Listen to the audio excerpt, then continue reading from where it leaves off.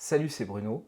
Dans cette vidéo, on va voir mes prédictions Google Ads pour 2021 et on va voir comment on va s'adapter à cette nouvelle donne. On est dans une industrie, un métier qui n'arrête pas de changer avec sans cesse des nouveautés, qu'il s'agisse des outils, des interfaces, mais aussi des réglementations. Il y a énormément de choses qui changent et donc par rapport à ça, je voulais vous livrer mon analyse de la situation, de ce qui arrive, vous expliquer aussi comment, avec Blaise, on s'adapte à cette nouvelle donne, comment on modifie nos manières de travailler, en espérant que ça puisse vous inspirer. Et puis, en conclusion, pour rendre ça le plus concret possible, je vous livrerai notre nouvelle offre de service pour 2021. On a modifié un petit peu nos prestations et la manière de nous positionner et ce qu'on va proposer aux clients aussi. Donc, pour vraiment rendre ça le plus concret possible, je vous présenterai notre nouvelle offre de service à la fin. J'espère que ça vous inspirera si vous êtes freelance ou même si vous êtes en agence et que vous devez proposer vos services et que éventuellement ça vous donnera aussi envie de nous contacter pour travailler avec nous si vous êtes un annonceur, que vous gérez vos publicités vous-même ou par un partenaire et que vous n'avez pas l'impression que ça donne les résultats attendus. Alors sans transition, allons-y. Déjà, peut-être un tout petit mot sur Blaise et Bruno. Plusieurs fois dans mes vidéos, on m'a dit ce serait bien de vous présenter, qu'on sache mieux qui vous êtes, parce que finalement, ton positionnement, il n'est pas si clair que ça. On se demande si tu t'adresses aux personnes pour les former, si tu es quelqu'un qui travaille pour Google ou si tu es un prestataire. Donc, je donne une très petite présentation de Blaise Bruno, histoire que vous compreniez un petit peu mieux qui on est et ce qu'on fait. Donc, nous sommes deux. On a un modèle bien particulier, c'est-à-dire que Blaise est indépendant, a sa propre entreprise, moi je suis indépendant, j'ai ma propre entreprise, et on s'est regroupés ensemble, on est un duo d'entrepreneurs, un duo de freelance, donc on n'est pas une agence, on n'est pas une personne seule, on cumule les bons côtés de l'un et de l'autre, chez nous il n'y a pas de stagiaire, il n'y a pas de sous-traitance non plus, on fait tout, et en même temps on peut aussi chacun prendre des vacances, parce qu'il y en a toujours un qui est là pour tenir la baraque. Donc Blaise est quelqu'un d'extrêmement expérimenté, ça fait 15 ans qu'il travaille sur Google Ads, ça fait bientôt 10 ans qu'il est indépendant et qu'il gère des campagnes publicitaires pour ses clients, en Suisse pour la plupart. Il a une spécialité qui va être le marketing comportemental, c'est-à-dire qu'il va étudier le marché et il va rédiger, créer des landing pages copyrightées avec une forte capacité de conversion. Il décrypte également les tendances numériques globales, plus globales que moi qui vais plutôt être le geek des deux, entre guillemets, où moi je me focalise beaucoup plus sur Google Ads, la technique, les produits, les mises à jour. Et puis, avec Blaise, on a également lancé une formation, c'était au mois de mai 2020, qui s'appelle l'Accélérateur, qui est à destination des freelances en marketing digital. Et c'est une formation dans laquelle on leur livre toutes nos méthodes, nos outils, nos process, et on a l'ambition de pouvoir former les futurs experts en marketing digital. Pour ma part, ça fait 12 ans que je travaille sur Google Ads, que j'évolue dans le domaine du marketing digital au sens large. Déjà en 2004, je faisais du e-commerce, j'étais un des pionniers. J'ai été trainer officiel Google pour la Suisse pendant 3 ans. Ma spécialité à moi se situe plutôt, indépendamment de Google Ads évidemment, sur la partie analytics et tracking. Et puis je blogue régulièrement et je fais des conférences régulièrement, conférences que vous pouvez retrouver filmées sur cette chaîne. Donc n'hésitez pas à vous abonner et à aller consulter l'historique des vidéos, il y en a beaucoup. Passons maintenant aux prédictions.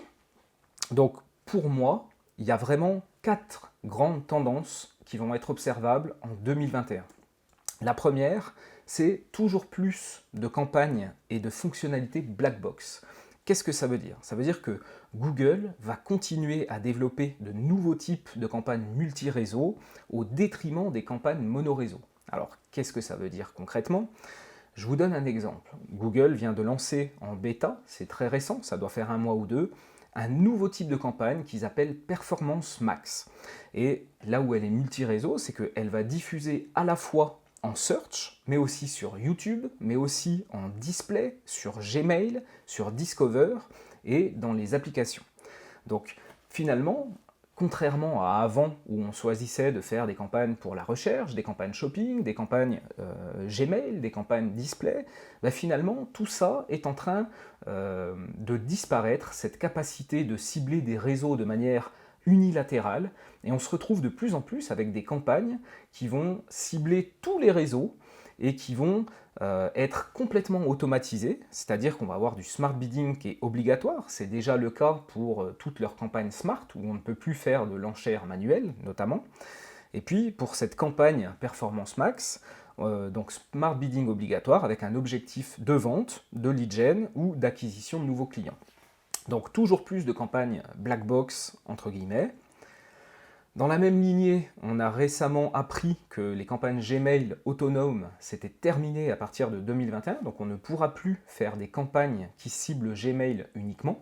Pour pouvoir cibler Gmail, on sera obligé de passer par des campagnes fourre-tout, entre guillemets, donc des campagnes Performance Max, ou des campagnes Discover, ou des campagnes Smart Display, par exemple. C'est dommage, encore une fois, c'est toujours un petit peu le même débat. N'allez pas croire que je n'aime pas l'évolution, que je n'aime pas le changement, il n'y a pas de problème avec ça. Mais quand le changement nous enlève du contrôle et nous supprime des types de campagnes ou des fonctionnalités qui marchaient bien, personnellement, je trouve ça regrettable. Mais encore une fois, je n'ai pas de problème à m'adapter et c'est ce qu'on va voir dans les slides qui viennent. Ensuite, deuxième grosse tendance, toujours moins de contrôle et toujours moins de données. D'accord ? Donc, Google va continuer à retirer de la visibilité sur les données et donc restreindre toujours plus notre capacité d'analyse. La plateforme devient de plus en plus opaque. Alors, qu'est-ce que ça veut dire ? Je vais vous donner deux exemples récents. Le premier, c'est la suppression d'une part significative des termes de recherche. Vous en avez tous entendu parler, c'était en septembre 2020. Certains ont appelé ça le Not Provided en SEA, en faisant référence au Not Provided SEO, qui était intervenu il y a des années en arrière, et où d'un seul coup, dans Google Analytics, nous n'avions plus le détail des mots-clés qui provenaient du référencement naturel. Donc on se retrouve finalement avec un petit peu la même situation aujourd'hui sur Google Ads, dans une moindre mesure, puisqu'on est entre moins 20 et moins 60, voire moins 70% de termes de recherche. Ça va dépendre des industries et des comptes. Donc Google nous enlève des données sur lesquelles on s'appuie pour pouvoir optimiser, pour savoir aussi ce qu'on achète et ce qu'on paye. Google nous l'enlève petit à petit. Et je vais vous donner un deuxième exemple. Récemment, Google a mis au point une simplification des rapports géographiques. J'aime beaucoup le côté simplification. En vérité, on a moins de données. Il nous cache encore une fois des données pour qu'on puisse moins creuser, moins aller dans le détail. La conséquence, c'est que ça va nous cacher la position réelle des internautes qui ont cliqué sur les annonces. Et alors, on peut retrouver cette information ailleurs, dans les rapports, en créant des rapports bien spécifiques, mais voilà, l'information nous est cachée. Elle ne nous est pas cachée définitivement, puisque comme je le disais, on peut aller la rechercher ailleurs, mais c'est beaucoup plus difficile, et c'est beaucoup moins intuitif. Donc, au fil du temps, Google nous enlève des données, et je pense que cette tendance va continuer en 2021.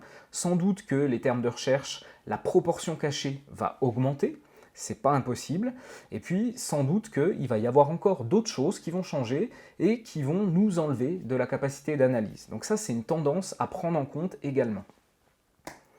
La troisième grande tendance pour moi, c'est la marche forcée vers l'automatisation. Alors, Google va continuer à nous proposer, voire à nous imposer des automatisations. Là encore, deux exemples récents. L'application automatique des recommandations, et sans que cela apparaisse dans l'historique des modifications, donc c'est relativement vicieux, ça veut dire que finalement chez Google, on va appliquer des choses sur un compte sans en informer le propriétaire ou le gestionnaire du compte, et on ne peut même pas vérifier ce qui a été modifié dans le sens où ces modifications n'apparaissent pas dans l'historique. Alors ça, c'est un vrai problème. Un autre exemple, la recommandation d'élargir le ciblage de vos mots-clés pour essayer de les passer en large. Alors pour l'instant, c'est une recommandation qui n'est pas obligatoire, mais rien ne dit qu'à un moment donné, ils ne vont pas mettre un système d'application automatique à partir de 14 jours par exemple si vous n'avez pas répondu. C'est déjà ce qu'ils font avec les annonces créées automatiquement. il crée des annonces pour nous, on est censé aller vérifier, et si dans les 14 jours on n'a pas dit qu'on était d'accord ou pas d'accord, alors il les applique automatiquement. Donc vous voyez, il y a ce système d'automatisation qui, à mon avis, va continuer de progresser avec de plus en plus de changements opérés dans nos comptes à notre insu sans qu'on puisse s'en rendre compte, sauf si bien sûr on est vigilant. Ensuite, la quatrième et dernière grande tendance, c'est l'étau qui se resserre autour du tracking et des cookies. J'en ai parlé récemment dans une vidéo qui s'intitule « La fin du tracking tel qu'on le connaît ». Vous pouvez aller regarder sur la chaîne, c'est une vidéo publiée très récemment. Les réglementations en faveur de la vie privée, elles amènent toujours plus de contraintes. Le dernier exemple en date, donc il y avait eu l'invalidation de l'accord Privacy Shield. Alors, pour vous dire ça simplement, ça veut dire qu'il y avait une dérogation pour que les données partent aux États-Unis si le fournisseur, si l'hébergeur de données aux États-Unis répondait à un certain cahier des charges compatible avec les exigences de l'Europe. Et puis, ça a marché pendant un moment. Pour vous dire un petit peu qui c'est qui utilise ça, c'est majoritairement les GAFA, notamment par exemple vos données Google Analytics partent sur des serveurs aux États-Unis, et il y avait ce Privacy Shield qui garantissait que même si les données n'étaient pas hébergées en Europe, c'était OK de les héberger aux États-Unis puisqu'on répondait à un certain cahier des charges. Donc ça a été invalidé en juillet dernier, et puis donc ça laissait une zone de flou artistique où on ne savait pas vraiment ce qu'il fallait faire, et puis donc voilà, la CNIL européenne vient de préciser un petit peu quelle suite il fallait donner à ça, en disant « Vous pouvez continuer à envoyer vos données aux États-Unis, par contre ça doit être crypté, et les clés de décryptage doivent rester en Europe. » Donc vous voyez, ce que je veux dire par là, c'est que les réglementations évoluent, et elles évoluent toujours plus vers le sens de la contrainte et de moins de tracking.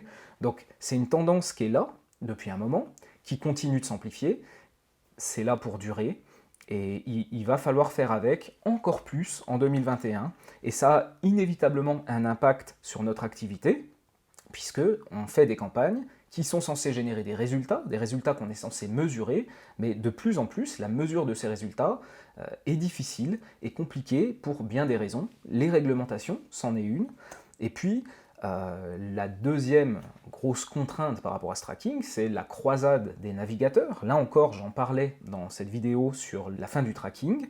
Aujourd'hui, on est à une version ITP 2.3, donc c'est le navigateur Safari qui va bloquer les cookies notamment, et tout faire pour qu'on ne puisse pas être traqué. Dans son sillage, des navigateurs tels que Mozilla ont suivi le pas, donc c'est une tendance générale. Google Chrome, le navigateur de Google, a aussi annoncé qu'il arrêtait les cookies tiers à partir de cette année.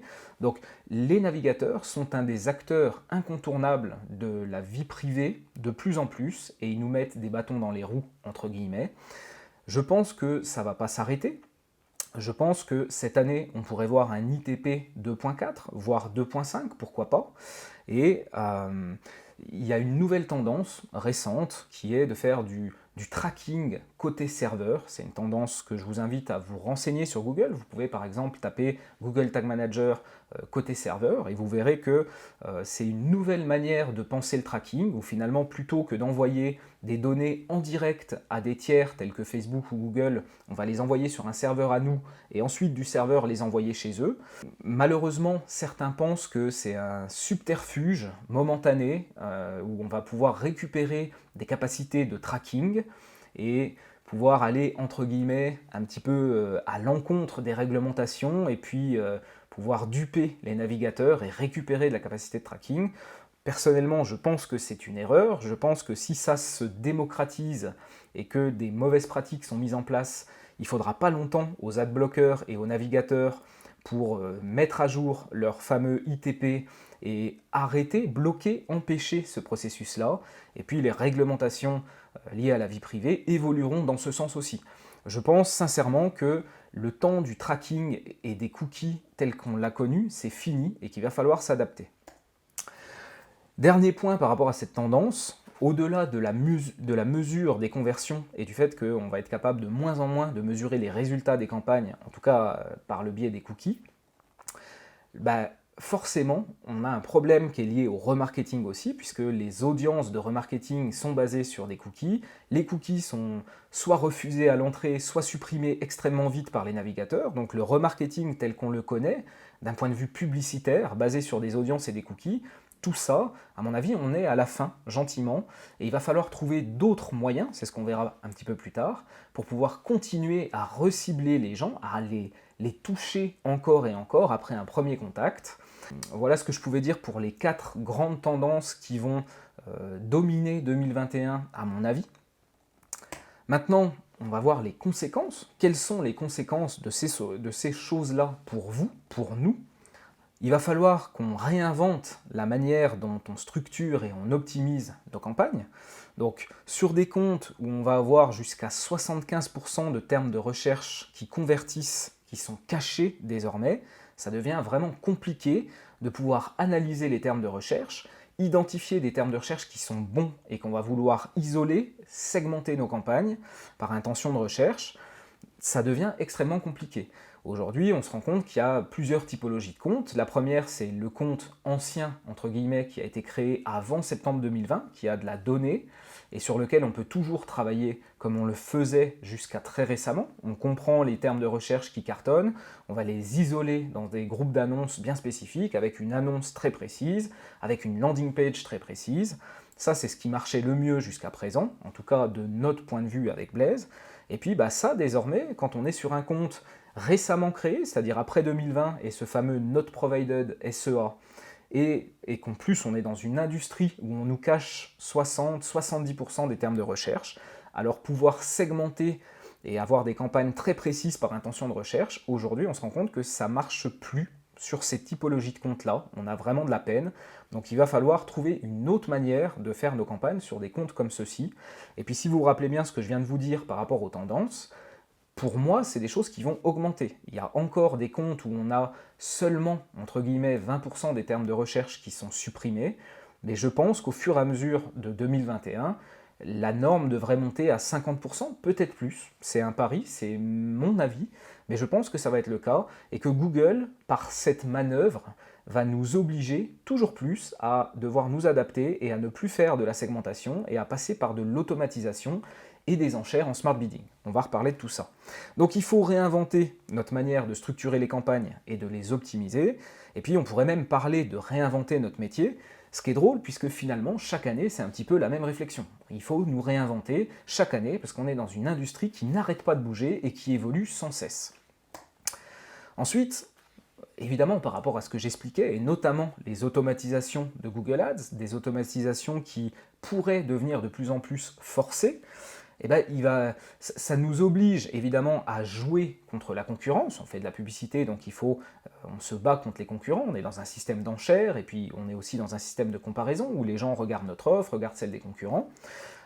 Mais on joue aussi de plus en plus contre Google, d'accord? Donc ça se voit par plusieurs biais, c'est-à-dire que Google va contacter nos clients en direct pour leur dire de faire soit de passer sur des enchères automatisées, soit de dépenser plus de budget.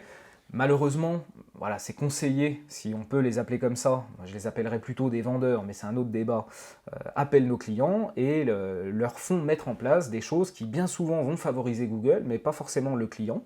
Donc ça, c'est une première lutte contre Google en quelque sorte.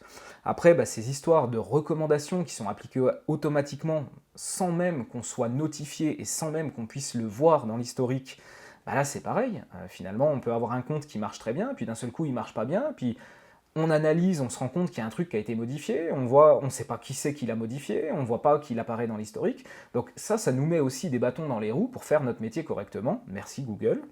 Et puis enfin, donc de moins en moins de contrôle et de leviers d'optimisation, puisque tout s'automatise de plus en plus, tout devient de plus en plus black box, smart, et donc, bien que en réalité les leviers d'optimisation changent, avec notamment l'approche transverse, on va en parler juste après, c'est pareil, c'est de plus en plus difficile à cause de Google de pouvoir optimiser nos campagnes à l'intérieur de Google Ads. Donc j'en parlais, l'approche holistique, plus que jamais d'actualité. Donc pour moi, l'approche holistique, c'est aussi cette approche transverse. Pour moi, ça veut dire la même chose. Être expert d'une plateforme publicitaire, ça ne suffit plus. Il faut avoir une approche transverse. C'est un discours que je tiens depuis déjà un petit moment. Donc ça, c'est pas nouveau, mais de fait de toutes ces évolutions et la direction dans laquelle on va, c'est de plus en plus important d'avoir cette approche globale, parce que si vous êtes simplement un prestataire Google Ads qui ne sait faire que ça, entre guillemets, sans être péjoratif, bah c'est clair qu'en 2021, vous allez avoir de plus en plus de mal à trouver du boulot, à conserver vos clients, à prouver votre valeur ajoutée, parce que de plus en plus, les clients aussi se disent, et potentiellement à juste titre, puisque c'est de plus en plus automatisé, pourquoi je vais aller payer quelqu'un pour faire mes campagnes, alors que finalement Google fait tout le job et que eux, ils en font de moins en moins. Donc c'est un point de vue qui se défend, qui n'est pas totalement juste, mais qui se défend et qui peut être compris. Donc l'approche globale holistique, elle est plus importante que jamais. Alors qu'est-ce que ça veut dire que cette approche globale? Donc, l'accompagnement des clients à l'approche CRM. Donc ça, c'est évidemment pour les clients qui font de la génération de prospects. Et pour moi, c'est nouveau en 2021, dans le sens où, autant nous, on était déjà sur ce créneau-là. On accompagnait les clients qui avaient un CRM, et on plug la plateforme publicitaire avec le CRM pour pouvoir avoir des conversions Google Ads qui sont des leads qualifiés, voire des ventes avec du chiffre d'affaires, chose qu'il est impossible de mesurer si on ne le fait pas par un CRM, puisque par définition, en génération de prospects, les gens remplissent un formulaire, on ne sait pas s'ils sont qualifiés ou s'ils ne le sont pas, et donc on va optimiser les campagnes en fonction de ça. Aujourd'hui, pour nous, en 2021, l'approche CRM, elle est désormais incontournable. Ça doit faire partie de notre champ d'intervention, de notre champ de conseil et aussi de notre champ de compétences. Alors pas de conseiller un CRM en particulier, pas de paramétrer le CRM pour les clients, mais par contre d'être capable de plugger le CRM avec la plateforme publicitaire, ça devient extrêmement important.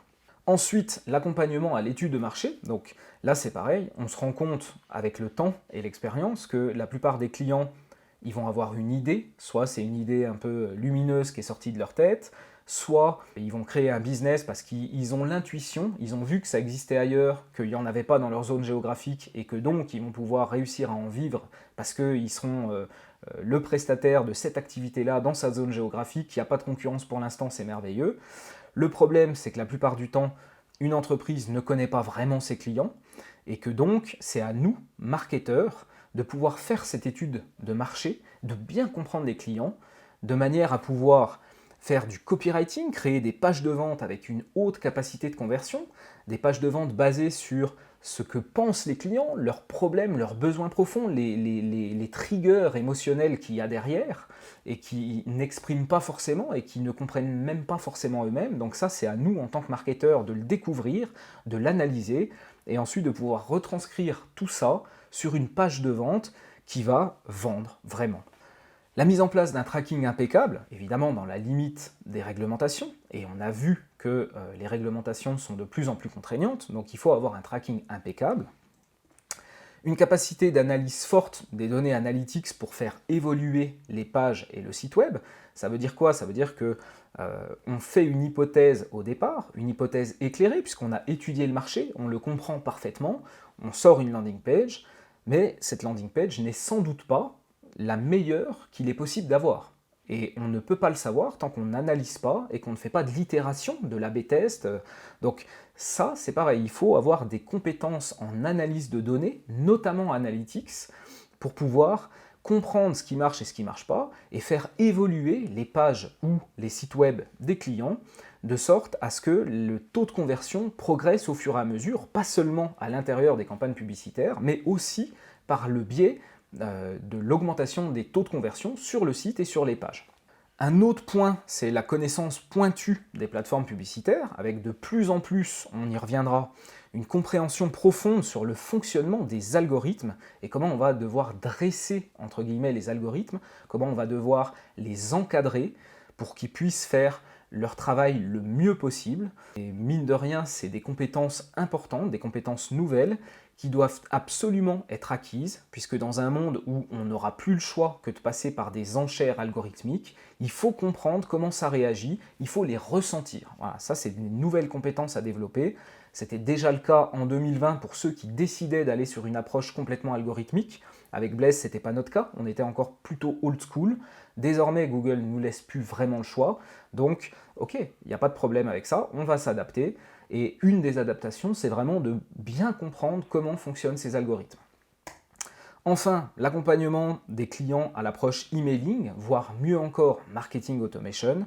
Pourquoi? Eh bien, on va y revenir, mais si on n'a plus la possibilité de faire du remarketing par les cookies, eh bien, récupérer des adresses email dans un premier temps et travailler ensuite en remarketing email nos prospects pour les convaincre et leur prouver qu'on a la réponse à leurs problèmes, eh bien, ça a du sens. Donc l'emailing, c'est pareil, on en parlait un petit peu en 2020 avec Blaise. Aujourd'hui, c'est quelque chose qu'on intègre totalement, en tout cas au niveau du conseil, pour les clients. Il faut une approche contenu, il faut une approche emailing, et ça c'est pareil, ça fait partie du spectre des conseils qu'on doit donner. On n'est pas obligé de savoir le faire, mais il faut pouvoir conseiller et proposer des stratégies basées là-dessus à nos clients. Donc, on en revient un petit peu sur le CRM et l'emailing, qui sont des grandes nouveautés, comme je vous disais, au niveau de nous, ce qu'on propose à nos clients. C'est une des adaptations majeures aux enjeux qu'on a vus précédemment, de notre côté. Donc le CRM, il permet de combler les conversions qui ne sont pas remontées par les cookies, parce que, comme dit, si vous demandez le consentement aux personnes pour poser les cookies, on va dire qu'à peu près 80% des gens le refusent, en moyenne, ça dépend, etc. Mais en gros, on va dire que c'est ça. Donc 80%, ça veut dire que 80% des conversions ne remonteraient plus, hein, si vous proposez le consentement correctement. Et puis aussi les adblockers, les navigateurs. Donc ça pose pas mal de problèmes. Quand on a un CRM, lui, il va récupérer à chaque fois les informations et pouvoir envoyer des statuts de prospects non qualifié dans un premier temps et qualifié dans un second temps. Il va envoyer ça dans les plateformes et finalement, même si 80% des conversions liées aux cookies ne remontent plus, avec le CRM en génération de prospects, on est tranquille. Ensuite, ça permet également d'avoir de meilleurs signaux pour les algorithmes. Rappelez-vous ce que je viens de dire, on est dans une époque où il va falloir, il n'y a plus vraiment le choix, utiliser les algorithmes de Google puisqu'ils ne nous laissent pas le choix. Eh bien, il va falloir leur donner les meilleurs signaux possibles. On va détailler ça un petit peu plus après. Et quel meilleur signal, en tout cas en génération de prospects, que d'envoyer les prospects les plus qualifiés, voire des clients. Enfin, au niveau de l'emailing, c'est ce que j'expliquais, ça va permettre de recibler des personnes qu'on a captées en haut du tunnel et de pouvoir les faire descendre, ce qui remplacera petit à petit le remarketing basé sur les cookies.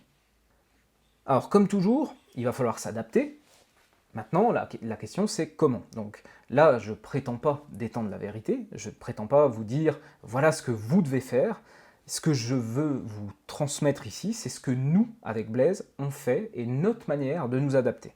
Donc premièrement, avec Google Ads. Comment, dans Google Ads, va-t-il falloir s'adapter? Donc il va falloir mieux nourrir les algorithmes, la qualité des signaux. On revient un petit peu à ce que j'expliquais il y a 2 secondes.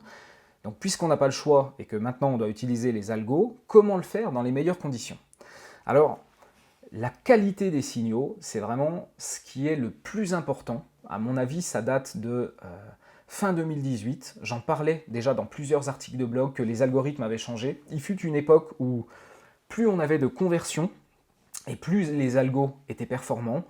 Et ils étaient encore un petit peu brouillons. C'est pour ça qu'on ajoutait des micro-conversions, c'est-à-dire des interactions qui sont sur le chemin d'une conversion importante. Par exemple, l'ajout au panier. Quand on fait du e-commerce, on sait que pour avoir des ventes, il faut forcément qu'avant, les gens aient ajouté au panier. Et puis, fin 2018, les algorithmes ont changé, ils sont devenus beaucoup plus précis. Ça, j'en ai parlé dans pas mal d'études. Et de fait, à ce moment-là, le discours était arrêtez de mettre des micro-conversions, parce que désormais les algos sont beaucoup plus précis. On se rendait compte notamment que sur certaines campagnes, eh bien, on allait avoir de plus en plus d'ajouts au panier, mais on n'avait pas de vente. Donc on avait beaucoup plus de paniers abandonnés sur le site web, mais on n'avait pas plus de ventes. Donc ça montre bien à quel point l'algorithme il va être précis et comment la qualité du signal qu'on va lui donner, elle est vraiment importante. Donc avoir une conversion par persona, ça me paraît hyper important. Je vais vous donner un exemple pour bien comprendre. J'ai un ami qui a un site web, Map Design, et ce site web vous permet d'imprimer des cartes, d'imprimer en grand, de les faire encadrer, d'en faire un accessoire de décoration que vous allez mettre dans votre salon ou votre maison. Et en fait, je lui demandais, ok, tu as un seul produit, la vente de cartes, mais tu as forcément plusieurs typologies de clients. Alors il me dit oui, je vais avoir des retraités qui ont fait des voyages et qui voudraient immortaliser ce voyage par une carte qu'ils vont mettre dans leur salon. J'ai aussi des grands sportifs, par exemple des marathoniens ou des gens qui font du VTT ou de la course à pied et qui veulent immortaliser une course ou un marathon qu'ils ont fait. Et c'est pareil, ils vont faire leur carte et ils vont l'imprimer. Je dis, voilà, tu vois, entre un marathonien qui va avoir 25 ou 30 ans et puis un retraité qui peut avoir 65 ans et puis qui a voyagé, c'est pas du tout les mêmes personas, c'est pas les mêmes envies, c'est pas les mêmes aspirations, c'est pas les mêmes émotions. Donc on est vraiment sur deux personas différents. Je dis, oui, t'as qu'un produit, donc la logique, l'ancienne logique, voudrait que tu aies une seule conversion, c'est-à-dire les ventes. Moi, ce que je te recommande, c'est de faire des ventes, une conversion vente par persona. Donc sur une cible de sportifs plutôt jeunes qui veulent une carte pour leurs exploits sportifs, tu fais une conversion. Et puis pour les retraités, par exemple, tu vas faire une autre conversion. Et ensuite, tu vas faire des campagnes qui vont s'adresser aux différents personas. Évidemment qu'on ne parle pas pareil à un retraité qu'à un jeune, et donc les messages ne seront pas les mêmes, les personnes ne seront pas les mêmes, et donc ça a totalement du sens d'avoir un signal de conversion par persona, et d'avoir une campagne par persona avec des messages qui seront différents, et sans doute une landing page qui sera adaptée à la cible. Donc ça, c'est vraiment pour moi une des grandes nouveautés. Ne pas hésiter à être le plus fin possible dans les signaux de conversion qu'on va envoyer aux plateformes publicitaires. C'est une réalité pour Google Ads, mais c'est aussi une réalité pour Facebook, par exemple, et tous les autres. Ensuite, on va pouvoir aussi créer un type de conversion par étape dans le tunnel d'achat. Par exemple, si vous faites de la génération de prospects pour pouvoir essayer de capter des personnes qui sont intéressées par ce que vous avez à proposer, mais qui ne sont pas du tout mûres encore pour l'acheter, ils ont besoin de renseignements, ils ont besoin de savoir si ça correspond, alors à ce moment-là, vous pourrez amener une approche contenu contre un email. Donc là, l'objectif de génération de prospects, c'est une conversion. Et puis derrière, la vente, quand on sera sur des personnes qui sont beaucoup plus matures, qui ont déjà toutes les informations, qui sont prêtes à acheter, la vente sera une autre conversion. Donc là, l'idée, c'est d'avoir vraiment une conversion différente en fonction des étapes du tunnel et d'avoir aussi des campagnes qui vont s'adapter en fonction des étapes du tunnel. Intégrer des statuts CRM quand on fait de la génération de prospects, ça c'est pareil. D'un point de vue, je l'ai déjà dit, donc je ne vais pas passer trop de temps dessus, mais quel meilleur signal envoyer à une plateforme publicitaire que le bon lead plutôt que le lead qui pourrait être mauvais. Donc, qualité des signaux, nourrir avec le CRM, là c'est juste une copie d'écran pour vous montrer. Alors déjà, il y a plusieurs choses que je voudrais vous montrer. Donc effectivement, le lead initié, donc ça c'est dans Salesforce. Salesforce qui est un des CRM phares avec lesquels on travaille. Donc le lead initié, c'est ni plus ni moins qu'une personne qui a rempli un formulaire sur le site. On ne sait pas encore s'il est qualifié ou s'il n'est pas qualifié. Ensuite, on va avoir les bons leads, donc ceux qui sont effectivement qualifiés. Ensuite, on va avoir les mauvais leads, ceux qui ne sont pas qualifiés. Et puis, grâce à ça, déjà, on va être capable d'évaluer nos campagnes sur leur capacité à générer des bons leads ou des mauvais. Parfois, on voit des campagnes qui font plein de leads avec un coût par lead qui est très bas par rapport à d'autres. On se dit c'est cette campagne qui marche le mieux parce que l'information qu'on a nous fait dire ça, à juste titre. Et puis finalement, on met en place les statuts CRM et on se rend compte que la campagne qui générait énormément de leads à un coût par lead très intéressant, la qualité des leads de cette campagne, elle est finalement très mauvaise. Et si on regarde le coût par bon lead, c'est pas elle qui marche le mieux.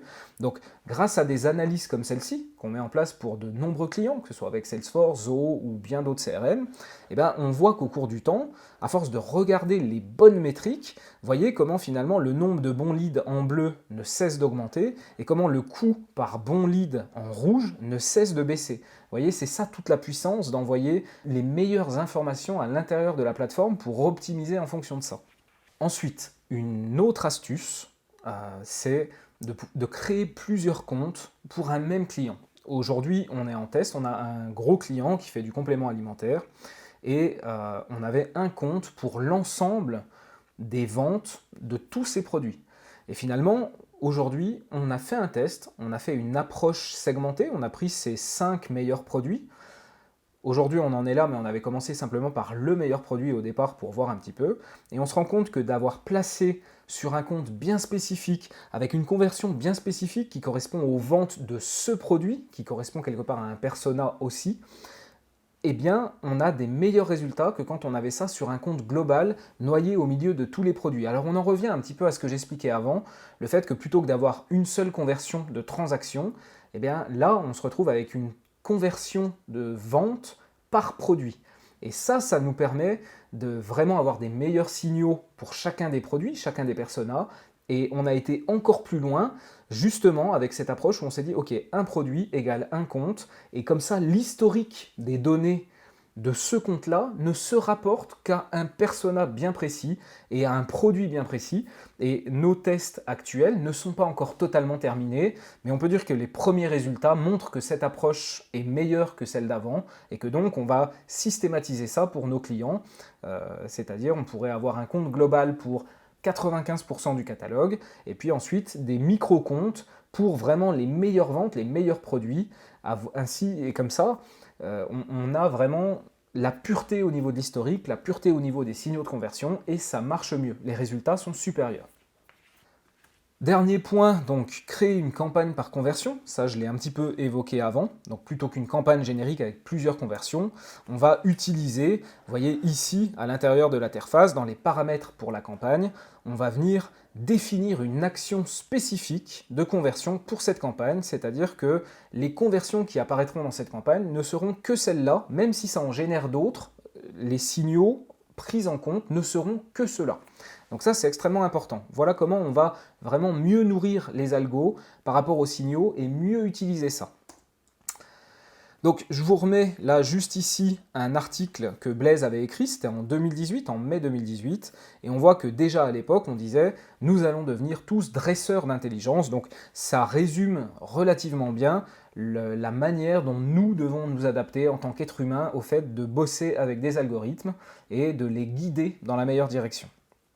Alors, créer de meilleures créatives, ça c'est un deuxième axe à mon avis qui est extrêmement important pour pouvoir s'adapter à la nouvelle donne. Pourquoi? Parce que quelque part, les créatives, aujourd'hui c'est de plus en plus ce qu'il nous reste à optimiser dans Google Ads sur des campagnes complètement automatisées. Bientôt on n'aura plus la main sur rien, hormis les créatives. Donc il va falloir nourrir les algorithmes avec des créatives les meilleures possibles. Alors comment on va faire ça? Déjà, toujours, ça c'est la base de tout, vraiment j'insiste, c'est la base du marketing, c'est la base de tout, et pourtant la plupart des gens passent à côté. Étudiez en profondeur votre marché et votre industrie. Votre marché, c'est vos clients, votre industrie, c'est aussi les concurrents, d'accord? Donc comprendre l'écosystème dans lequel vous évoluez, comprendre les offres des autres, comprendre les bénéfices sur lesquels ils insistent, comment se différencier. Donc l'étude globale que vous devez faire, c'est ça. Qui sont vos clients? Quelles sont leurs problématiques? Comment ils rêvent du succès? Pour eux, le succès, c'est quoi? Et puis votre industrie, ok, comment se présentent les concurrents, comment ils se positionnent, qu'est-ce qu'il y a dans leur offre, qu'est-ce qui les différencie par rapport à vous, tout ça vous devez l'étudier et vous devez avoir une vision extrêmement claire, c'est la base de tout. Ensuite, passez plus de temps sur vos offres et sur la manière de vous différencier. La création d'une offre, c'est quelque chose qui est extrêmement important. Vous pouvez vendre un produit ou un service, mais vous avez la possibilité de faire 10 offres différentes pour vendre le même produit ou service. Donc l'offre, c'est pas quelque chose qui est fait au hasard, où on se dit, voilà, je vends ça. Non, pas du tout. Proposez une offre, réfléchissez, packagez. Nous, avec Blaise, on est toujours en réflexion sur des nouvelles offres, comment mieux présenter, que ce soit pour notre offre de formation ou pour nos offres de prestation de services. On est sans cesse en train de réfléchir et je peux vous garantir que quand on fait une offre à un client, il n'est pas rare qu'on en fasse 2 ou 3 pour nous et on discute de quelle est la meilleure et puis éventuellement on va prendre des morceaux d'une offre à une autre.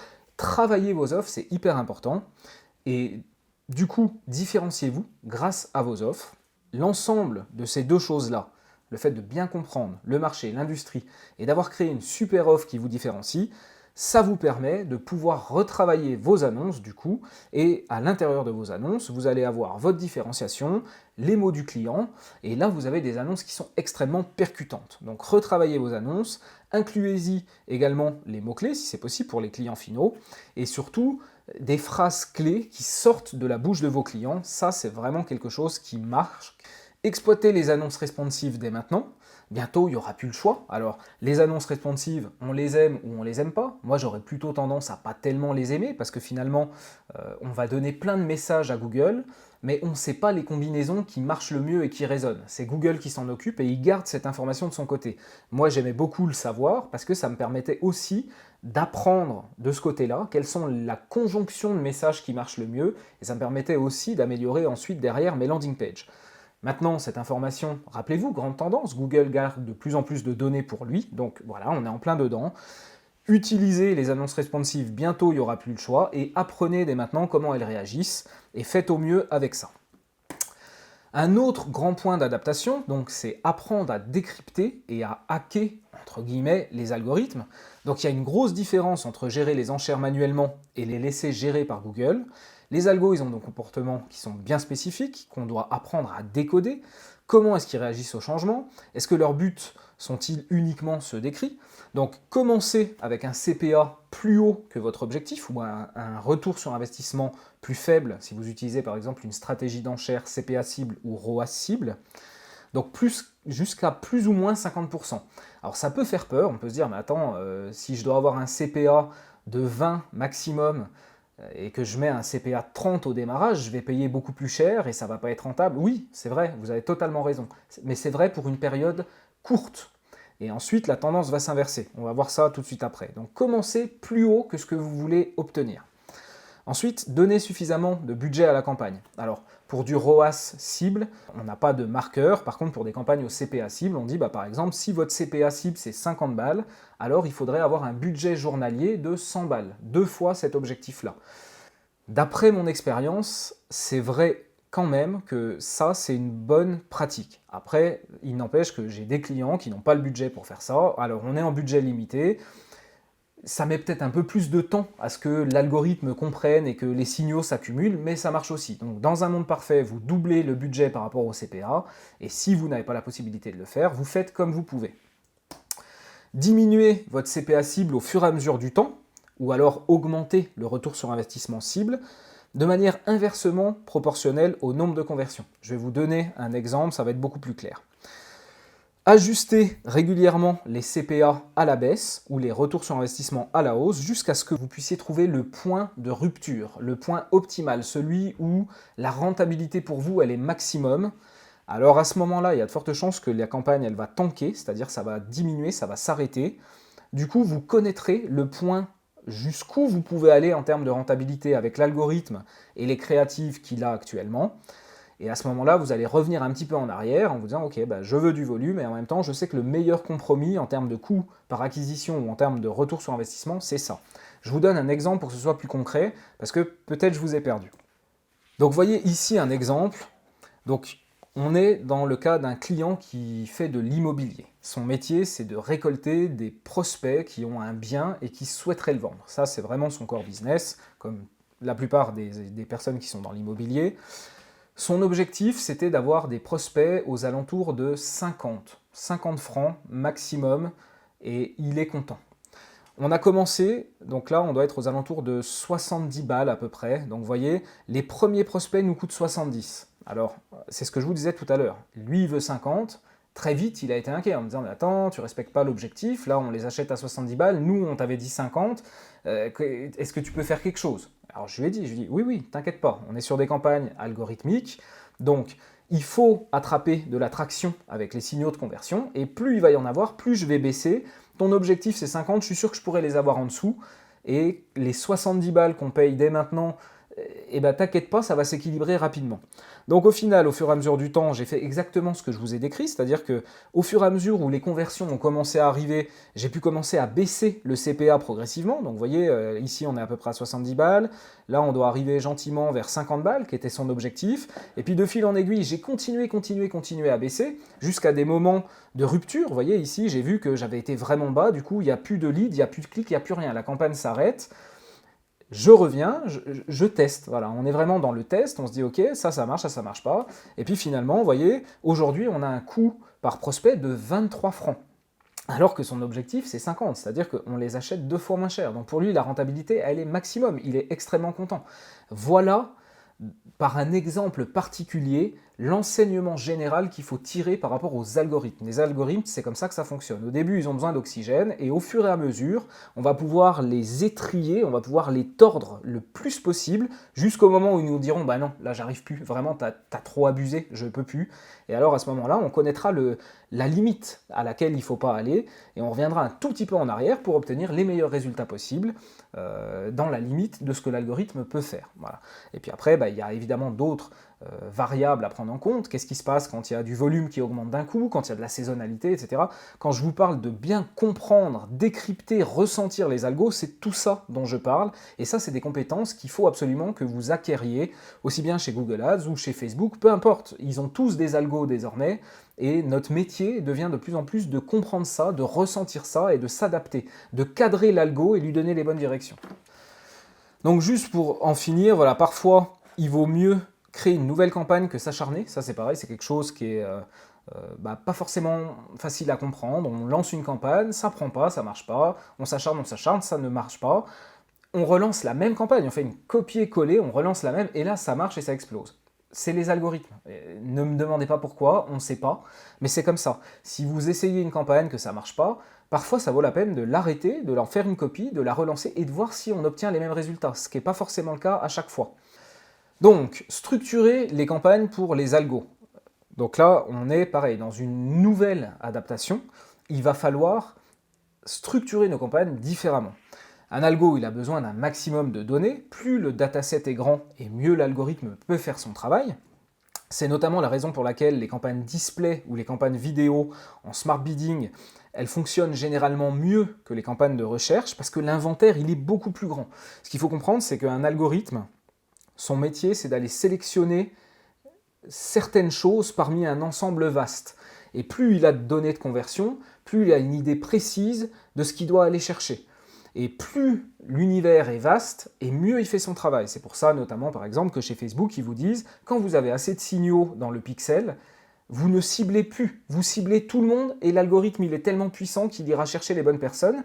Et dans le fond, c'est relativement vrai chez Facebook. C'est vraiment, ça marche très très bien là-bas.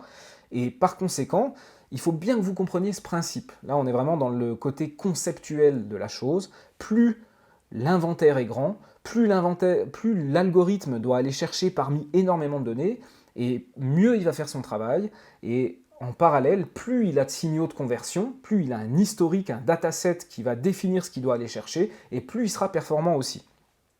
Donc en conséquence, et aussi contre-intuitif que ça puisse sembler, le broad match en search, il est de plus en plus recommandé pour étendre l'espace, justement, par rapport à ce que je viens de vous expliquer, dans lequel va évoluer l'algorithme et lui permettre de faire un meilleur travail. Comprenez-moi bien, dans une approche où on a l'ensemble des données et où on peut vraiment bien gérer, bien comprendre, on a accès aux termes de recherche, on gère les enchères manuellement, tout ce que Blaise et moi, on a fait en majorité jusqu'à présent. On avait bien sûr des tests sans cesse sur le smart bidding. L'idée n'est pas de dénigrer par principe, il faut tester, mais tant que les résultats étaient meilleurs en manuel, avec une gestion très segmentée, c'est ce qu'on faisait, très pragmatique. On veut le meilleur pour nos clients, évidemment. Et puis maintenant qu'on est obligé, forcé, avec toujours moins de données, toujours plus d'automatisation, Google ne nous demande pas notre avis, donc on est obligé de s'adapter. Donc dans ce contexte-là, et uniquement dans celui-là, alors le broad match semble en effet être recommandé pour avoir le plus d'espace vital possible pour l'algorithme, pour aller faire le travail le mieux possible dans un espace qui est le plus large possible. Donc désormais, le nerf de la guerre, ça devient la qualité des signaux, on en a parlé, donc là on va nourrir l'algorithme, mais aussi le taux de conversion des pages de destination. Donc c'est ce que j'appelle féliciter l'algorithme. Parce que l'algorithme, lui, son objectif, c'est de vous obtenir des conversions. Donc plus il en a, plus il est félicité, plus il est content.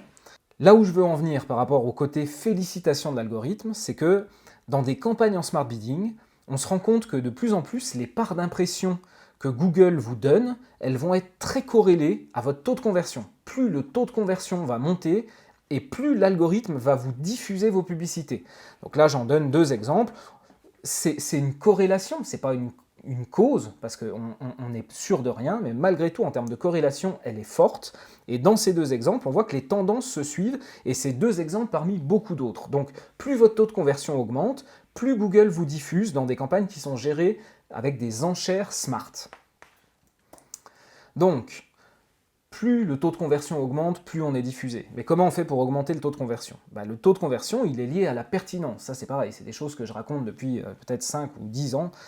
Mais plus vous êtes pertinent entre ce que veut une personne, ce que vous lui proposez, à la fois dans votre annonce, mais aussi sur la page de destination, plus c'est pertinent, plus ça convertit. Donc, c'est la raison pour laquelle nous, on favorisait une approche de type découverte managée en termes de structure. Une campagne découverte, une campagne managée. La campagne découverte faisait sortir les pépites et les intentions de recherche qui convertissaient le mieux, puis ensuite on les passait dans des campagnes managées. En gros, la campagne de découverte, c'était en smart bidding pour pouvoir avoir la traction le plus vite possible. Et puis ensuite, la campagne managée, on déshabillait ce qui marchait bien dans la campagne de découverte pour le passer dans une campagne gérée. Et cette fois, on le gérait extrêmement bien avec des annonces très très pertinentes, des enchères manuelles, des pages très très pertinentes. On avait un message match extrêmement fort entre ce que la personne recherche, l'annonce qu'on lui propose, la page sur laquelle il arrive. Ça, c'est la manière dont on travaillait jusqu'à présent. Ça ne veut pas dire que cette méthode-là, elle est à mettre à la poubelle, elle marche toujours, mais encore une fois, c'est ce que je vous expliquais avant, ça dépend du type de compte. Si vous êtes sur un compte créé après septembre et qu'en plus vous ne voyez plus 60% de vos termes de recherche, ça c'est plus possible. C'est plus possible ou alors c'est possible mais ça va vous prendre énormément de temps et donc ça va vous coûter cher. Et donc, toute cette pertinence d'avoir des campagnes managées, une intention de recherche, une annonce dédiée, une page dédiée, ça permettait d'avoir des scores de qualité qui sont élevés. Donc c'était très positif. Donc maintenant, comme je disais, cette approche elle fonctionne toujours, d'autant plus si le compte il a un historique de données, c'est un compte qui a déjà plusieurs années, les termes de recherche qui marchent bien, vous les connaissez, les termes de recherche qui ne fonctionnent pas, vous les connaissez aussi. Donc vous pouvez maintenir cette approche granulaire avec éventuellement des enchères manuelles. Testez toujours le smart bidding pour voir, pour vous en donner le cœur net, d'autant plus avec l'approche qu'on va vous proposer après. Donc l'industrie dans laquelle vous évoluez est assez peu touchée par le Node Provided SEA, vous voyez encore au moins 60% des termes de recherche. Dans ces conditions, si vous répondez à ces deux critères-là, vous pouvez continuer à faire l'ancienne méthode de structuration avec d'un côté la découverte et puis de l'autre côté des campagnes gérées très très bien sur des intentions de recherche. Il y a un outil, vous pouvez chercher sur DigitalJou, c'est un freelance qui a mis en place cet outil, alors je l'ai un petit peu amélioré de mon côté, juste pour rajouter une ligne supplémentaire. Donc vous voyez, c'est bien ce que je vous expliquais. Aujourd'hui, on a plusieurs types de comptes. Là, on est sur un compte numéro 1, on se rend compte qu'on est entre 15 et 25% de choses qu'on ne voit plus. Et là, on est sur un autre compte, et vous voyez que ici, dans cette industrie-là, malheureusement, on est entre 55 et 60%, un peu plus de 60%, de choses qu'on ne voit plus. Donc évidemment, quand vous êtes dans le cas du compte numéro 1, c'est beaucoup plus facile de continuer à avoir une approche segmentée, parce que vous avez encore pas mal de données. Par contre, quand vous êtes dans le cas du compte numéro 2, là, ça devient très compliqué. Alors comment on fait quand justement, on a un compte créé récemment, après le Node Provided SEA, et qu'en plus, on a perdu la majorité des termes de recherche. Donc c'est ce qu'on va voir maintenant. Il faut se réinventer. Donc dans ce cas, on va privilégier une campagne découverte, dont le groupe d'annonces principal va dépenser jusqu'à 80% du budget. Celui-là sera constitué de mots-clés en large, majoritairement. Et puis, au fur et à mesure, on va découvrir qu'il y aura quelques intentions de recherche qui vont quand même sortir plus souvent, qui auront l'air de bien convertir. Alors, on segmentera uniquement sur ces quelques intentions de recherche et on laissera tout dans une seule et même campagne. Et tout sera au smart bidding contrôlé et partagé. Donc je vais vous expliquer ce que ça veut dire le smart bidding contrôlé et partagé. Donc la campagne de découverte sera personnalisée le plus possible, puisque rappelez-vous, la personnalisation, la pertinence, c'est la clé des conversions.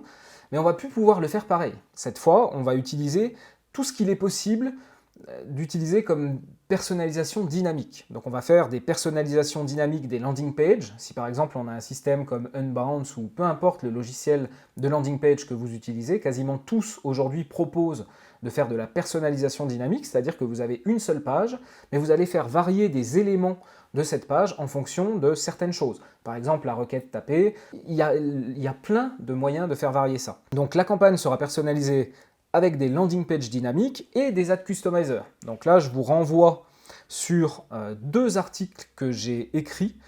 Le premier, c'est quelque chose que j'ai présenté au SMX, le fait d'utiliser les personnalisateurs d'annonces pour aller extrêmement loin, personnaliser à la fois les annonces mais aussi les landing pages. Ça, c'est assez exclusif. Et puis aussi, dans le deuxième lien que je vous donne là, je vous montrais comment, avec Unbounce, mais encore une fois, on peut faire la même chose avec d'autres logiciels. On peut faire aussi la même chose avec Google Optimize si on n'a pas de système de landing page. On peut faire ça pour un site avec Optimize. C'est un peu plus compliqué et on a moins de possibilités, mais c'est possible quand même. Donc voilà deux liens que vous pouvez aller creuser pour voir quelles sont vos possibilités de faire de la personnalisation dynamique. Donc mieux contrôler le smart bidding. Donc quand on parle de smart bidding, sans doute que beaucoup d'entre vous ont cette image en tête. Moi je l'ai régulièrement et j'ai de la peine à sortir de ça, mais j'y arrive grâce à une nouvelle approche qu'on va voir juste ensuite. Donc où finalement on se retrouve avec des termes de recherche qui sont plus ou moins pertinents par rapport à un mot-clé, et on voit qu'on va payer ça de manière démesurée, des clics, alors que la moyenne du compte, par exemple, là on est à 3,68 et on nous fait payer un clic à 63.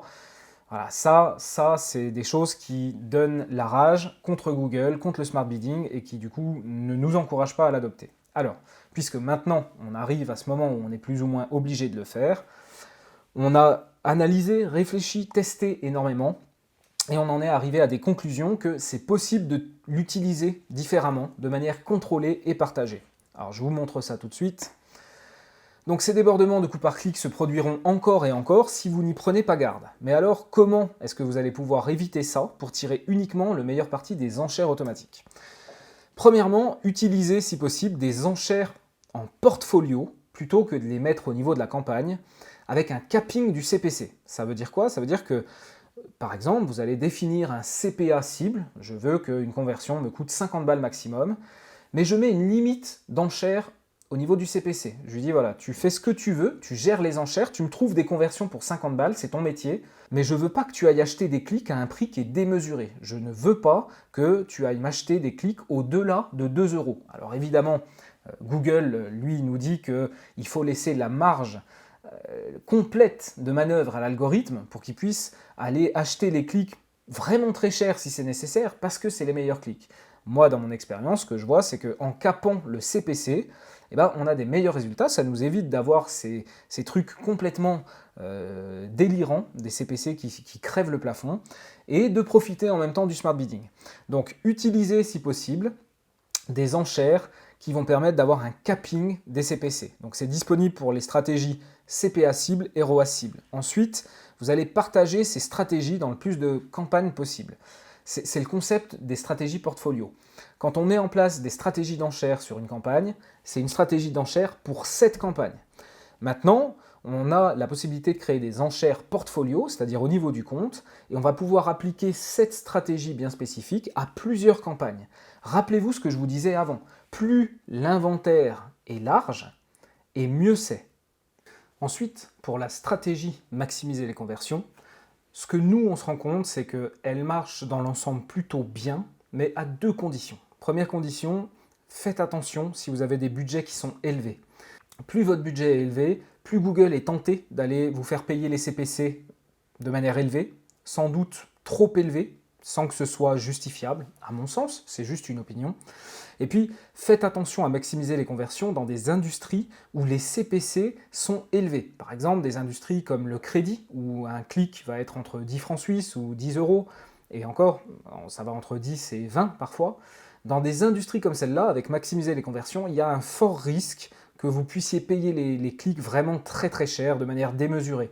Donc maximiser les conversions, elle est intéressante, par exemple pour démarrer une campagne et avoir de la traction le plus rapidement, mais attention, budget élevé, il y a un gros risque, et puis dans des industries très compétitives où les clics sont chers, il y a un gros risque aussi. Donc faites attention. Je vous ai mis aussi d'ailleurs un article que j'ai fait, une étude, parce que je fais beaucoup d'études en l'occurrence, une étude sur la stratégie d'enchère, maximiser les conversions, et justement les enseignements que j'en ai retirés. N'utilisez la stratégie ROAS que si vous avez au moins 50 conversions sur les derniers jours. Alors ça, ce n'est pas une recommandation officielle de Google. Google nous dit que vous pouvez utiliser sans problème, même si vous avez 0 conversion. Ça, c'est une recommandation à moi. Celle-là, c'est celle qui demande le plus de volume de conversion pour fonctionner correctement, sinon elle est très volatile, dirons-nous. Donc là, c'est pareil, je vous ai mis à nouveau un lien. C'est une stratégie d'enchère que j'ai beaucoup étudiée, en search, en display, sur shopping. Donc vous pouvez aller voir l'étude intégrale en suivant le lien qui est là pour comprendre vraiment comment ça fonctionne, cet algorithme d'enchère lié au retour sur investissement cible. Enfin, je l'ai déjà dit, mais je le redis, c'est très important, je trouve encore des gens qui me disent « oui, on a mis des micro-conversions », des fois je tombe sur des comptes où il y a des micro-conversions. Vraiment, c'est plus une bonne pratique depuis 2019, fin 2018. En 2021, c'est clairement plus une bonne pratique. Virez-moi ces micro-conversions. Elles peuvent être importantes et intéressantes à mesurer dans l'analytics. Rappelez-vous ce que je vous ai dit avant. Doper votre capacité d'analyse, votre compréhension de ce qui se passe sur un site ou sur une page pour pouvoir l'améliorer, faire gonfler son taux de conversion au fur et à mesure du temps. Les micro-conversions, elles ont du sens dans ce contexte-là d'analyse. Mais dans Google Ads, elles viennent induire en erreur les algorithmes. Elles diluent la pureté des signaux. Donc ça, vous laissez tomber. Ensuite, donc comment on s'adapte? Cette fois, on passe sur le tracking et l'analytics. Rappelez-vous, approche globale, holistique, transverse. Donc oui, Google Ads, mais pas seulement. Aussi tracking analytics et aussi les pages de vente, on va y revenir. Donc pour le tracking, pour moi, il faut augmenter votre niveau d'analyse des données analytics, ce que je viens de dire. Donc il y a 2 manières de le faire. La première, c'est d'effectuer une meilleure analyse du trafic. C'est vraiment triste de voir à quel point il y a encore beaucoup d'entreprises qui n'utilisent pas les UTM et qui du coup, l'attribution du trafic, elle est très mauvaise. Utilisez des UTM sur tous les liens que vous mettez à l'extérieur de votre site, sur toutes les plateformes publicitaires, sauf sur Google Ads. Si vous avez le marquage automatique qui est activé, le marquage automatique, c'est ni plus ni moins qu'un UTM encodé et où vous n'avez pas à vous en occuper. Mais pour le reste, Facebook, tous les réseaux sociaux, tout, partout, de la presse, de l'email, mettez des UTM pour avoir une capacité d'analyse du trafic qui sera bien meilleure que quand ça part tout en direct ou dans des canaux aux heures et puis que c'est tagué n'importe comment et que d'une campagne à l'autre, c'est pas du tout tagué de la même façon, donc on n'arrive même plus dans Google Analytics à comparer des campagnes l'une avec l'autre. Il faut être extrêmement carré et vigilant par rapport à ça pour pouvoir en faire une meilleure analyse. Et puis effectuer aussi une meilleure analyse du comportement sur les pages. Donc là, c'est quand vous avez une landing page, réussir à bien taguer la page pour savoir jusqu'où les gens descendent, qu'est-ce qu'ils utilisent, est-ce qu'ils regardent la vidéo, est-ce qu'ils téléchargent, est-ce que... Vraiment bien comprendre ce qui se passe au niveau d'une page, mais aussi au niveau des parcours clients sur un site. Et notamment, par exemple, sur des sites e-commerce, vous devez être capable de bien comprendre la transition de la personne qui arrive jusqu'au moment où elle achète, ou pas, mais vous devez comprendre son parcours client, vous devez comprendre quelles sont les pages ou les contenus qui vont concourir à obtenir un meilleur taux de conversion. Vous devez segmenter, vous devez comparer, vous devez isoler, vous devez vraiment améliorer votre capacité d'analyse pour pouvoir être capable d'optimiser les parcours clients, d'optimiser les pages et du coup d'augmenter les taux de conversion, pas forcément par Google Ads, même si ça fait partie du job et on a vu tout ça avant, mais aussi en optimisant les taux de conversion depuis le site et les pages de conversion. C'est une équation dans laquelle il y a à la fois la pub, mais aussi la destination. Il n'y a pas de raison de croire qu'on ne peut optimiser les conversions et les taux de conversion que depuis la plateforme publicitaire. Non, le gain majeur, il est sur les pages de destination. Donc ça, c'est extrêmement important. Pour pouvoir diagnostiquer qu'est-ce qu'il faut faire concrètement pour améliorer le taux de conversion, il faut savoir analyser proprement, et ça passe par avoir des données propres, premier point, comme je le disais, et deuxièmement, améliorer nos capacités de conversion. Alors, j'ai une bonne nouvelle, c'est que grâce à la partie analyse dans Google Analytics 4, d'ailleurs je vous mets un petit lien, j'en ai fait une présentation détaillée, une vidéo comme celle-ci qui doit durer entre 1 heure et 1 heure et demie, pour que vous puissiez tout comprendre des nouveautés de Google Analytics 4, n'hésitez pas à aller la consulter. Donc ça, c'est un avantage. C'est un avantage parce que Google Analytics 4, il est plus puissant que Universal, en tout cas dans la capacité d'analyse qu'il nous donne, notamment avec ce qu'ils appellent la partie analyse. Donc on va être capable de créer des funnels pour tout. Une visualisation comme ça en entonnoir de conversion, c'est incroyable. C'est ce qui nous permet vraiment de progresser. Donc on va être capable d'avoir un funnel de visualisation, par exemple pour une page bien précise, avec un funnel d'engagement sur la page, et on peut avoir la même chose à travers un site. Donc ça, vraiment, c'est quelque chose, c'est un game changer pour moi en 2021. On va être capable d'avoir des analyses qui seront énormément plus puissantes grâce à ce nouvel outil. Par contre, évidemment, il y a aussi des inconvénients, il n'y a pas que des avantages. C'est que pour pouvoir exploiter toute cette puissance, Google Analytics 4, il va nécessiter un tagage qui est beaucoup plus précis que l'était celui d'Universal Analytics. Et il y a un autre problème, c'est que les deux tagages, pour la plupart, ne sont pas compatibles. Donc il va falloir tout retaguer. Ce qui veut dire que vous allez devoir payer des personnes comme moi ou d'autres pour faire un nouveau tagage plus précis et avec les balises Google Analytics 4. Utiliser des conversions importées depuis un CRM plutôt que des cookies. Donc là, on est encore dans comment on s'adapte nous, mais cette fois pour la partie Analytics. Donc, conséquence directe de la lutte contre le traçage publicitaire et les cookies, nous récolterons de moins en moins de conversions sur les plateformes publicitaires, c'est ce que j'expliquais tout à l'heure. À un moment donné, quand on aura tous un système de consentement, parce qu'on n'aura plus le choix, et que 80% des gens diront « non, je ne veux pas de tes cookies », et puis que pour les 20% restants, il y en a qui utilisent Safari et les cookies sont éliminés au bout d'une journée, vous voyez, à un moment donné, il ne va pas nous rester grand-chose en termes de conversion et de potentiel d'analyse pour pouvoir faire progresser les sites. Donc importer les statuts de CRM à l'intérieur de Google Ads, bien sûr, ça nous donne une meilleure qualité des signaux, on en a parlé, et donc une capacité d'optimisation supérieure. Rappelez-vous mes courbes avec les bons leads et le coût par bon lead, mais ça nous permet aussi de mesurer toutes les conversions, là où les cookies ne permettent plus de le faire et vont permettre de moins en moins de le faire correctement. Donc ça, pour de la génération de prospects, c'est hyper important. Ok, alors troisième et dernière partie de comment on va s'adapter, troisième partie de cette approche transverse, les pages d'atterrissage. Alors, déjà, créer des landing pages basées sur la compréhension profonde du marché. C'est pas quelque chose de nouveau, c'est quelque chose qu'on répète depuis un moment, quelque chose qu'on enseigne aussi à travers notre formation. Pourquoi on va faire des landing pages copyrightées plutôt que d'utiliser les sites des clients? Il y a plusieurs raisons. La première, c'est que ça permet d'atteindre un niveau d'efficacité vraiment supérieur avec un discours qui va être beaucoup plus direct et non corporate. On va vraiment utiliser ces landing pages pour nos campagnes spécifiquement et potentiellement, le lambda qui recherche le site du client tombera dessus. Par contre, pour nos campagnes d'acquisition, on aura des landing pages copyrightées basées sur une étude profonde du marché et ça, c'est toujours beaucoup plus efficace que ce qu'on va obtenir avec les sites des clients dans l'immense majorité des cas.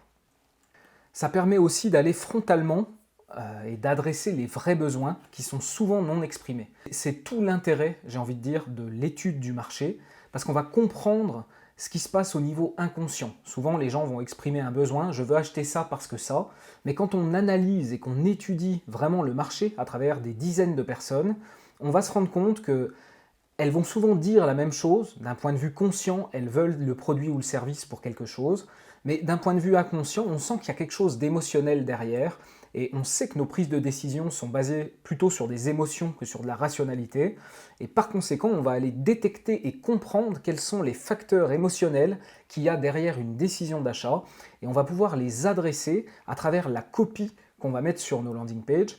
Et ça, c'est des choses qui, clairement, souvent, ne sont jamais faites sur les sites corporate. Donc ça explique aussi comment on va monter en efficacité grâce à ça. Troisième point, ça permet de susciter un désir irrésistible pour la solution en jouant notamment, comme je viens de vous le dire, sur l'émotion qu'on aura détectée, émotion qui n'est jamais dite ou très rarement. Et par conséquent, on va vraiment miser sur la résolution émotionnelle du problème. Et c'est ça qui fait décoller les ventes la plupart du temps. Donc je vous donne un template d'études de marché gratuit. C'est un template qu'on a fait nous-mêmes, c'est le template qu'on utilise pour faire la recherche de marché pour nos clients. Vous pouvez le télécharger en suivant le lien qui est là. Vous aurez à donner votre email et en échange, vous recevrez le template d'études de marché et d'autres choses. Je vous invite à les consulter. Autre point, il faut faire des landing pages. Je viens de vous expliquer le pourquoi et l'avantage. Mais bien souvent, une seule landing page, ça ne suffit pas. Il en faut plusieurs. Et pour plusieurs raisons. Alors c'est ce qu'on va voir maintenant. Déjà, il faut comprendre, c'est les bases du marketing, mais c'est toujours bon d'avoir un petit rappel, que lorsqu'on veut acheter quelque chose, on passe par différentes phases. Disons qu'au démarrage, on comprend qu'on a un problème, on le conscientise, on se dit tiens, il y a un problème, ça me saoule. Et alors à ce moment-là, on va essayer de chercher d'autres personnes qui ont le même problème pour voir si éventuellement ils ont réussi à s'en dépatouiller. Donc là, on est dans une phase de recherche liée au problème. On n'est pas encore mûr pour acheter. Et puis ensuite, dans une deuxième étape, on va prendre conscience qu'il y a des solutions qui existent pour résoudre le problème qu'on a. Et puis dans une troisième étape, c'est là où ça va nous amener à l'acte d'achat, on comparera les solutions, on verra ce qui est le plus adapté pour nous, et alors on achètera. Donc ce que je dis là, c'est qu'on a plusieurs étapes avant d'acheter, et l'idée c'est d'avoir une page adaptée à chacune de ces étapes, parce qu'on ne peut pas communiquer avec un client potentiel de la même manière selon qu'il soit mûr pour acheter ou selon qu'il ne soit pas encore mûr et qu'il ne sait même pas qu'il existe des solutions pour lui. Donc, premier cas de figure, on va avoir, comme je l'expliquais, une approche basée sur les problèmes. La personne conscientise qu'elle a un problème et elle aimerait le régler, donc elle va commencer à rechercher son problème. À ce moment-là, on va proposer plutôt une page de type contenu, où on va commencer par son problème, lui montrer qu'on le comprend, potentiellement recontextualiser en disant, tu vois, toi tu penses que ton problème c'est ça, mais en vérité ton problème ce serait plutôt ça. Et ensuite, une fois qu'on l'a recontextualisé, on va lui dire, mais tu sais que pour des problèmes comme celui-là, en vérité, il existe des solutions. Nous, on a une solution pour toi. Et si tu veux en apprendre plus, je te donne un contenu qui va te permettre justement de bien comprendre les solutions qui sont possibles, éventuellement un comparatif aussi. Tu l'as gratuitement, donne-moi juste ton email. Voilà, ça pourrait être la landing page numéro 1. Après, on pourra avoir une étape numéro 2. Donc là, le client potentiel, il a compris qu'il existe des solutions pour résoudre le problème, mais il doit apprendre sur chacune et comparer pour savoir ce qui est le plus adapté à son cas. Donc pour cela, on aura plutôt une approche qui va être informative sur l'offre, qu'est-ce qu'on a à proposer dans notre solution. Ça peut être intéressant aussi d'avoir un système de comparaison en disant, bah voilà, il existe plusieurs solutions, nous on est très adapté pour ça, et puis on a des concurrents qui sont très adaptés dans d'autres cas. Donc là, c'est vraiment l'idée de se différencier, de montrer en quoi nous, on est bon et on se différencie. On va proposer une offre qui va être un petit peu plus engageante, mais pas trop engageante encore à ce moment-là. Donc ça, ce serait la page numéro 2, et puis ensuite la page numéro 3. Donc là, ils ont compris qu'il y avait des solutions, ils ont compris les différences entre les acteurs du marché, ils veulent finaliser leur achat le plus vite possible, et pour cela, on va y aller avec une approche directe, une landing page très classique, bas du tunnel, où on commence par une proposition de valeur, un call to action assez engageant, des bénéfices, des témoignages. Et c'est comme ça qu'on aura une troisième page vraiment adaptée aux gens qui sont chauds et qui veulent acheter tout de suite, pour lesquels il y a juste besoin de leur rappeler les bénéfices et la proposition de valeur. Donc voilà, par rapport aux différentes étapes d'achat, pourquoi on favorise une approche qui utilise des pages de destination différentes, qui vont être vraiment adaptées. L'offre est adaptée, le discours est adapté, le copywriting est adapté, tout est adapté pour être le plus en pertinence possible par rapport à la personne. Et rappelez-vous, la pertinence égale les conversions. Donc, avoir plusieurs pages, ça marche aussi pour avoir, quand on a plusieurs catégories de services ou de produits. Bien souvent, on va se retrouver par exemple sur un site pour une entreprise qui propose, mettons, 3 services, et puis elle va tout mettre sur cette page en disant bah, je fais ça et je fais ça. Sauf que pour les personnes qui sont intéressées par un seul des services, évidemment, ça va être beaucoup plus pertinent d'avoir une page qui est focalisée sur ce service et qui ne parle pas des deux autres. Tout ce qui ne concourt pas à la vente, c'est de la distraction, et ça fait baisser le taux de conversion. Donc, sur des produits ou des services, même s'ils se ressemblent, s'ils sont connexes, ça vaut la peine dans la plupart des cas d'avoir une page par service ou par produit. L'objectif, comme je disais, c'est d'éliminer toute distraction, d'être le plus pertinent possible avec un maximum de conversion puisqu'on est le plus pertinent possible. Ensuite, toujours sur les pages de destination, et dans le cadre, le contexte que je vous expliquais tout à l'heure, où on est à fond sur l'aspect CRM désormais, il convient de relier les formulaires web qui sont sur les landing pages ou sur les sites, ou l'un ou l'autre, avec les plateformes publicitaires. Donc ça permet d'optimiser pour des prospects qui vont être vraiment de bonne qualité. Typiquement, c'est pas rare que dans une activité de génération de prospects, un prospect sur 2 ne soit pas bon.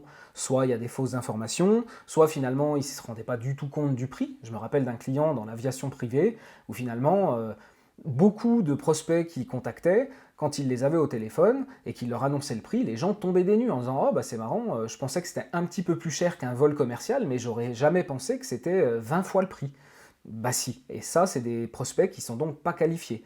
Et si c'est ce qu'on envoie comme signal aux algorithmes, alors ils nous en trouvent des comme ça. Alors que nous, ce qui nous intéresse, c'est des gens qui savent que ça coûte très cher et qui ont les moyens. Donc vous voyez, les Américains disent garbage in, garbage out. Ce que tu fais rentrer à l'intérieur, bah, ça te donne aussi le résultat. Bah, c'est exactement ça. Si on arrive à dépoussiérer les prospects et à ne prendre que les bons et à dire à Google ou à Facebook ou à peu importe la plateforme publicitaire, tu vois, c'est ça que je veux et c'est ça que je veux que tu ailles me chercher, ça fait une différence énorme. Rappelez-vous, on est dans l'ère du ressenti des algorithmes et de comprendre comment ils fonctionnent. Donc ensuite, relié au CRM, les formulaires, ça permet d'aller importer hors ligne des conversions dans les plateformes publicitaires. Donc le formulaire est rempli, un nouveau contact est créé dans le CRM, un commercial de l'entreprise va appeler la personne. Si c'est un bon prospect qui est qualifié, il va changer son statut, il va dire bah, lui c'est un prospect qualifié. Bah, grâce à cette liaison entre le CRM et la plateforme publicitaire, on va pouvoir récupérer l'information que ce clic publicitaire a donné un prospect qualifié et ça va devenir une conversion à l'intérieur de Google Ads. Donc ça permet d'optimiser les campagnes en fonction des bons leads uniquement. Rappelez-vous ce que je vous ai montré tout à l'heure, comment on a de plus en plus de bons leads et comment les coûts par bon lead diminuent. Ça permet aussi de comprendre ce qui génère des mauvais leads. C'est toujours bien d'optimiser ce qui marche bien et d'aller en chercher plus, mais c'est toujours aussi intéressant de comprendre ce qui ne marche pas et d'en faire moins, parce que comme ça on peut récupérer du budget pour ce qui marche moins et aller le placer sur ce qui marche le plus. Donc vous voyez, ça c'est un des moyens d'optimiser aussi. Et puis, on pourra facturer le client uniquement sur les bons leads. Alors c'est top d'un point de vue gagnant-gagnant, ça veut dire que nous, on se rémunère sur ce qui amène vraiment de la valeur au client, et puis pour le client, c'est top aussi, c'est un argument de vente pour nous qui est excellent, de pouvoir dire, voilà, chez nous, tu viens et tu payes que des bons leads. Les mauvais leads, tu les payes pas. Voilà. Ça, c'est vraiment un discours qui plaît, et on comprend, on est vraiment dans une logique gagnant-gagnant. Ensuite, justement, là c'est le moment où je vous explique pourquoi on est à fond sur le CRM. Maintenant, on se rend compte aussi que la réalité du marché fait qu'il y a finalement la majorité des entreprises qui n'ont pas de CRM, pour bien des raisons, peu importe. Mais voilà, la plupart des entreprises, et même qui dépensent pourtant relativement beaucoup sur Google, elles ne vont pas avoir de CRM. Donc nous, on a développé ce qu'on a appelé une émulation de CRM. Et même si vous n'avez pas de logiciel CRM dans votre entreprise, on va pouvoir appliquer tout ce qu'on vient de voir, c'est-à-dire avoir cette approche CRM avec la qualification, etc., sans que vous ayez de CRM. On a inventé un système qui permet de le faire, peu importe, même si vous n'avez aucun logiciel, on va être capable de mettre en place ça, et ça va faire une différence énorme. Et pour les entreprises, surtout, ce qui est avantageux pour elles, c'est que elles n'ont pas d'investissement à faire dans le CRM, et puis elles n'ont pas à changer la méthode de travail des commerciaux.